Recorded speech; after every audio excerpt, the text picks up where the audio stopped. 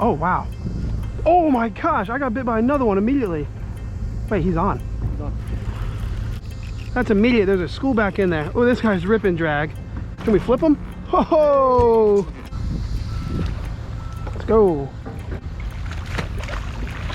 Boom. What's up, y'all? My name is Cameron. Welcome back to the channel. It is a beautiful Monday morning down here on Galveston Bay.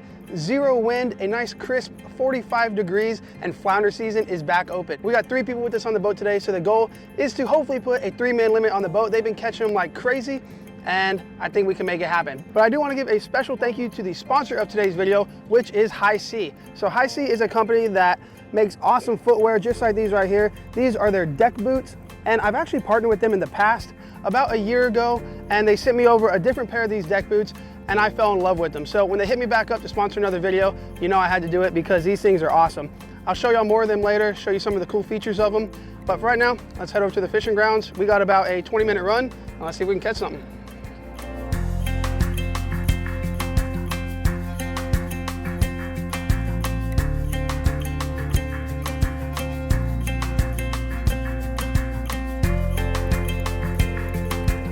Okay, so we just made it to our first spot, just pulled up here, and let me tell you what, 45 degrees and no wind is not bad, but 45 degrees and running across the open bay is pretty blistering cold. My hands are numb, my face is freezing, but either way, we made it over here and we're gonna start fishing now. All we're gonna be throwing is a 1/4 ounce jig head. I'm gonna put a little gulp on here. We have gulp shrimp, and then we also have some gulp curly tails, and we're just gonna throw it at this seawall right here, let it sink all the way down and start bouncing the bottom, jigging for some flounder. Let's see what we can hook into. All right, Toberman hooked up right here to a nice fish. What is that? Oh, a nice red. That's a slot, that's a keeper. All right, that should be pretty close to a 20-inch redfish right there. So nice fish for the box.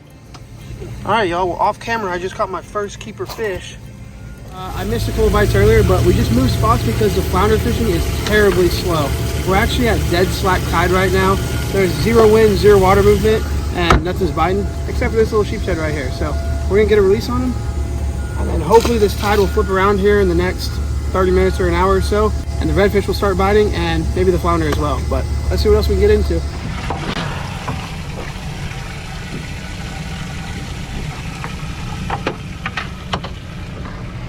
Okay, y'all, we're just fishing this rock wall, and I'm gonna be fishing on bottom. So I have a single drop rig right here.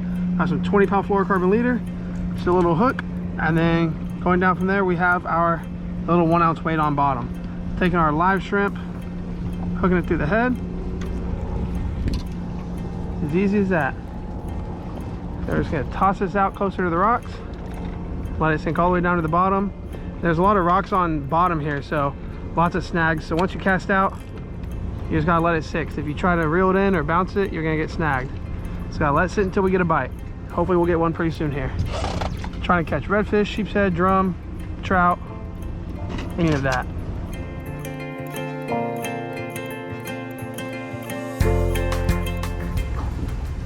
Okay, so we're just gonna hook up our shrimp once again, hook him through the head right now, just like that.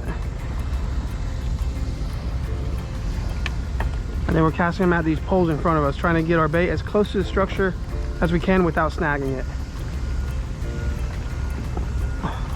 That's perfect. Once we let that bait get all the way down to the bottom, close the bail, check our drag, and now we just wait for another bite. All right, y'all, I got bit here. I changed over to my big rod because the, he's pulling drag. It's a nice fish. I broke off on my smaller rod. I got tangled in all that structure I was talking about. Snapped my line right off. So I changed over to my big one because I was too lazy to retie. First cast with this thing, and we're hooked up. Feels like a nice fish. Pretty sure it's gonna be a redfish here.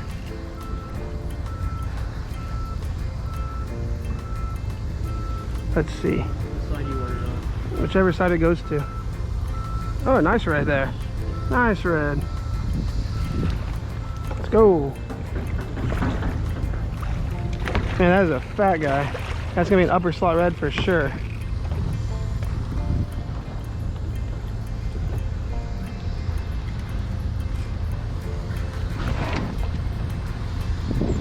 He's not quite ready, but We're gonna get him in right here. Boom. Thank you, sir. That is my first keeper fish in the boat today. All right, we're gonna get this red measured up right here. Turn over, redfish, man, he's being stubborn. Oh. Oh, dude, it's a lot. It's from right there to squeeze his tail. With a squeeze tail, 27.5. That is a keeper, so upper slot, but we're gonna go ahead and take them. I am trying to get some fish for dinner tonight, and this guy is gonna be perfect. Boom. Beautiful upper slot red, and he's gonna be delicious. So let's go ahead and throw him in the cooler, and let's see if we can catch another. All right, y'all, going out with bait number 2 here. Hooking our shrimp just through the back, basically close to the middle of the body.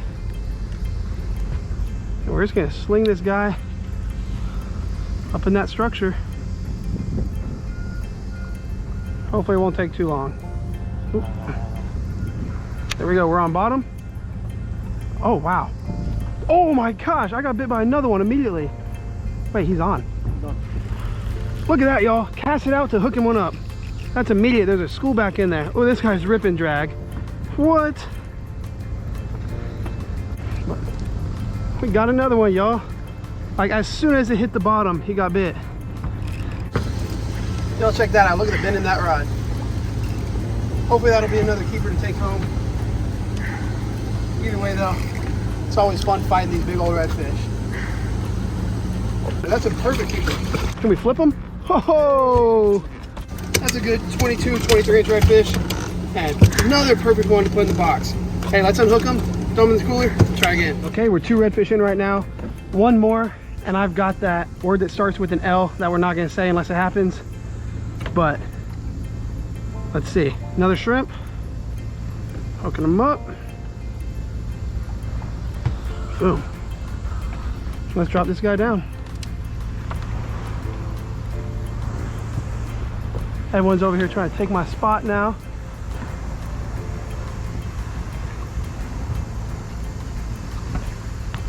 Okay, we're on bottom. Tighten up. Let's see if we can get one more pulled out of here. Okay, so the redfish bite seemed to die out over here, and it's getting late in the afternoon, so we're gonna go ahead and move spots real quick. We're gonna go to another area where we've caught redfish before, see if we can get anything out of there, maybe give it 20 minutes, and then if not, we will move back over to our flounder spot and see if any flounder have moved back in, and then after that, we're heading home. So let's start up this boat and run back over to the first spot.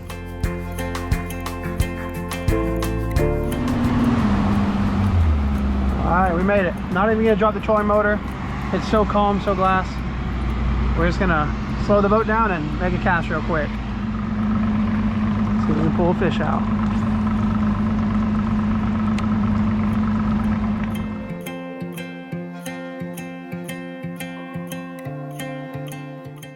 All right, well, I'm calling it, y'all. That's gonna do it. All right, y'all. Well, we are back at the redfish spot again. We hit all the flounder spots, and Brian actually put one more in the box, but besides that, I didn't catch anything. So we're pulling back up here for about 30 minutes. Gonna use the last of our shrimp here, see if we can't catch a couple more slot reds, and then we're gonna head back. And it has absolutely glassed off, y'all. Even calmer than it was this morning, which I didn't think was possible. So let's see if we can catch some here, but if not, we're still gonna enjoy that nice, smooth ride back.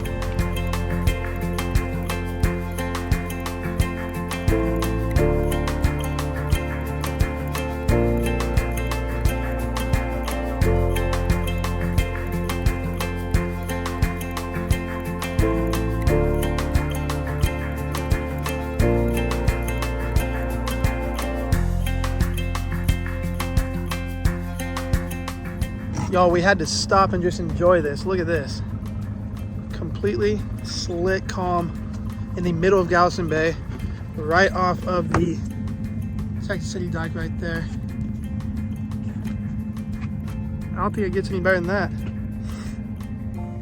Crazy. But we got a long way to go and a short time to get there, so see y'all at the ramp. So before we get into the cooking part of today's video, I wanted to talk to y'all about these high sea deck boots. Besides the fact of them having a super clean look, they're also extremely comfortable, featuring padded insoles and a ton of support, so you're good to go all day long.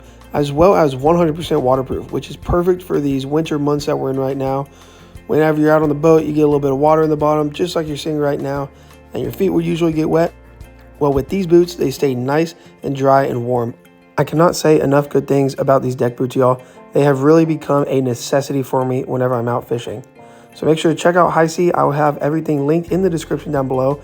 And they were also nice enough to give me a 15% discount code for you guys to use. So if you are going to pick up a pair, make sure you use that discount code and save yourself a few bucks. Thank you so much to High Sea for sponsoring this video. Let's go ahead and get right back into it.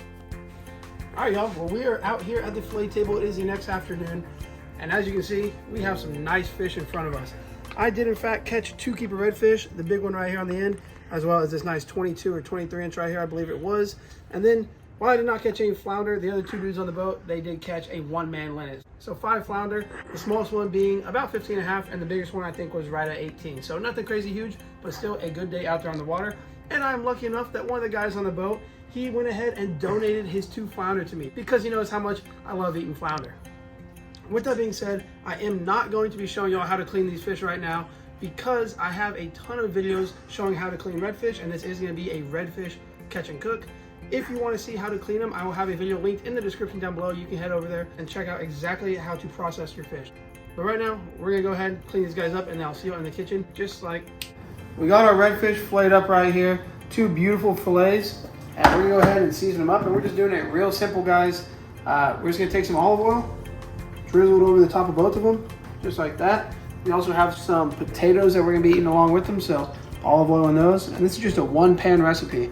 Because the redfish is thick, the redfish and the potatoes should cook at around the same time, maybe around 25 minutes, baked in the oven at 350. We're just gonna take our Tony's right here. You use whatever seasoning you want. This is just whatever Cajun seasoning we had in the pantry. And we're just gonna give it a nice layer of seasoning.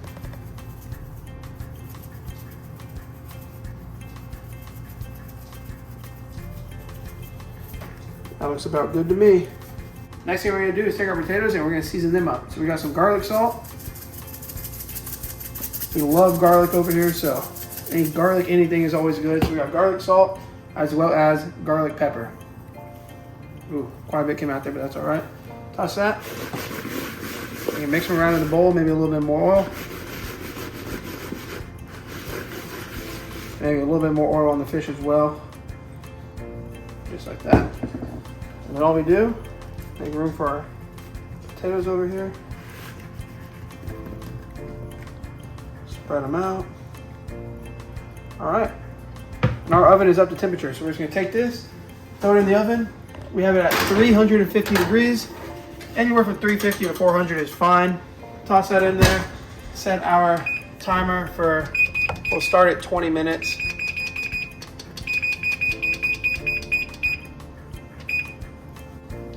So after that 20 minutes is up, we're gonna sprinkle a little bit of grated Parmesan cheese on top of the fish. Cook it again for about another 5 to 10 minutes until that cheese melts and starts to brown on top, and we'll be ready to eat. So we'll see y'all then. Okay, our 20 minutes is up here. We're gonna take out our fish, and now we go on with some of that Parmesan. So give it a nice coating. If you don't have this grated Parmesan, you can use the shredded as well. It doesn't really matter, but I like a lot of cheese on there. A little bit on this one as well.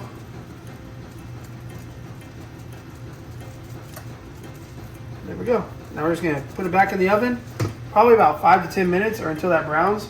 Check our potatoes. They still need a little bit more, so throw it in there for about 10 minutes. All right, our fish is done here. It's been cooking for an extra about 10 or 12 minutes. Y'all take a look at that. Perfect. Got a nice little crust on it from that Parmesan. The potatoes are cooked through. Let's put it on a plate and give it a try. Well, y'all take a look at that. We got it plated up. Real simple plate and real simple meal to cook. It took us about 30 to 40 minutes from seasoning up the fish, throwing it in the oven, cooking it, and plating it, and now we're ready to eat. So let's go ahead and get a bite. Ooh, look how juicy that redfish is. It's one of the good things about redfish is that they hold a lot of moisture. Now check it out. Nice and white and flaky.